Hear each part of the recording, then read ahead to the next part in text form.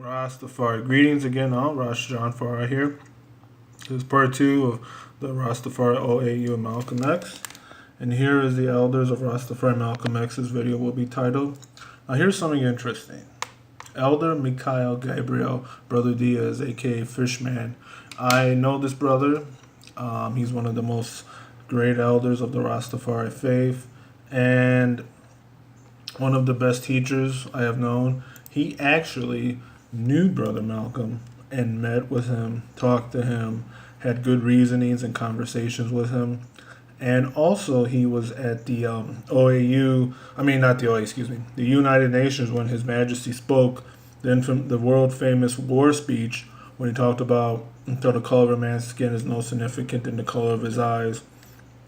And he was there, and mentions it here. Right here, let me read this to you. Gabriel made his way to New York City and was instrumental in the doctrine around the whole world.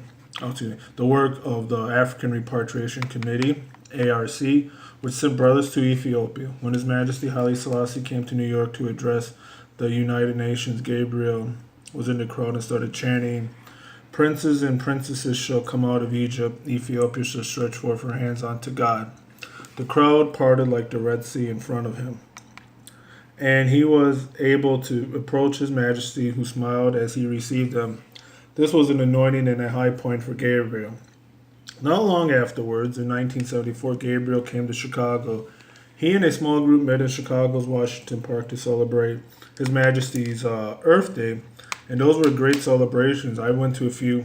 They're at by Dusabo on 63rd and Washington Park, and there's some good gatherings, good reasonings, and a lot of good hospitable feelings in Rastafari that have been gone, and have been a lot of stories about what led to that not being more a part of the Rastafari movement here in Chicago, but that's for another discussion and another time. One day, and then it gets into here. Let me just get to this. And Gabriel, who showed Brother Renald Shaw the picture, he said he, Malcolm X, used to go to the bookstore that was in the early 60s. What was the bookstore? Excuse me, brothers and sisters. This is one.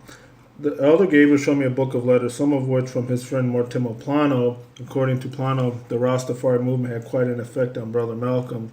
In his book, The Earth's Most Strangest Man, the Rastafarian, Elder Plano recalls being one of the foremost in the Rastafari movement. I believe that our repatriation would be a must for the spirit represented the movement of Africa in 1961. I believe firmly that our repatriation would be a must for the spirit of truth told the government to let us go.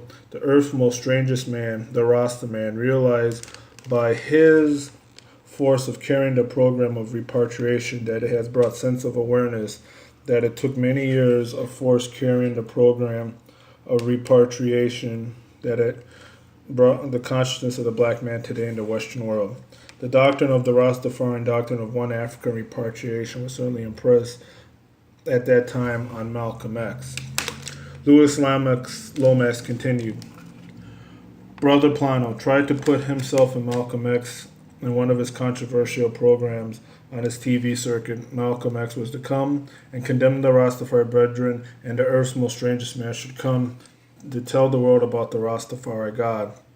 And the things that we were doing to go back to Africa. The black Muslim policy was to get 5 separate states in America. Myself and Malcolm X had a social meeting before the TV program finalized, but the social discussion had admiration to the bookstore on 125th and 7th Avenue. Mr. Mosaic Repatriation Bookstore was like a feeder, as I realized that such meeting could be used to bring to the black people of America a message where hope play a great part and seems to find an answer to the question. As the American government failed to meet the Muslim demand, what would be their alternative? I brought that answer. Africa is the only land for the black man. When the black men all realized that Africa cannot refuse her son when she can so identify her son, Malcolm X invited I down to Temple 7 when we finally broke to go to Temple 7. And this is a long thing, but let me just get to the main part. The U.S. government asked for a problem to get them. They can solve them. As I know, America would prefer to see I going home to Ethiopia, more than stay and pray that the last of the dragon is dragged to the table of realization.